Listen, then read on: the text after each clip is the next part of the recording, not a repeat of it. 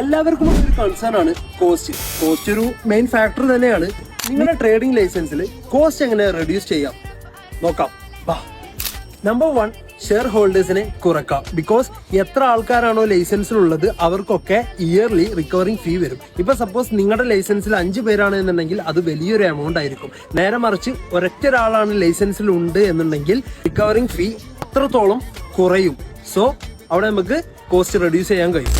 Number 2, choosing trade name, അതായത് English name or foreign name. English name അഥവാ foreign name choose ചെയ്യുകയാണെന്നുണ്ടെങ്കിൽ 2000 ദിർഹം ആണ് നിങ്ങൾക്ക് എക്സ്ട്രാ വരുന്നത്. നേരെ മറിച്ച് അറബിക് നെയിം ചൂസ് ചെയ്യുകയാണെന്നുണ്ടെങ്കിൽ നിങ്ങൾക്ക് അവിടെ എക്സ്ട്രാ ഒരു പേയ്മെന്റ് അല്ലെങ്കിൽ ഒരു കോസ്റ്റ് വരുന്നില്ല.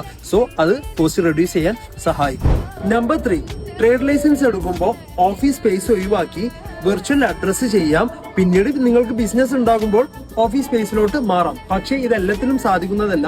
ഇപ്പൊ സപ്പോസ് നിങ്ങളൊരു ബാർബർ സലൂൺ ആണ് നിങ്ങൾ തുടങ്ങാൻ ഉദ്ദേശിക്കുന്ന ആളാണെന്നുണ്ടെങ്കിൽ എങ്ങനെ നോക്കിക്കഴിഞ്ഞാലും ഫിസിക്കൽ സ്പേസ് വേണം. ഫിസിക്കൽ സ്പേസ് എടുക്കുമ്പോൾ റെന്റ് കുറഞ്ഞ സ്പേസ് എടുക്കാൻ ശ്രമിക്കുക. കാരണം നിങ്ങളുടെ ഈ ഫിസിക്കൽ സ്പേസിന്റെ ഒരു പെർട്ടിക്കുലർ പെർസെന്റേജ് നിങ്ങളുടെ ലൈസൻസിലും ഇൻക്ലൂഡഡ് ആകും.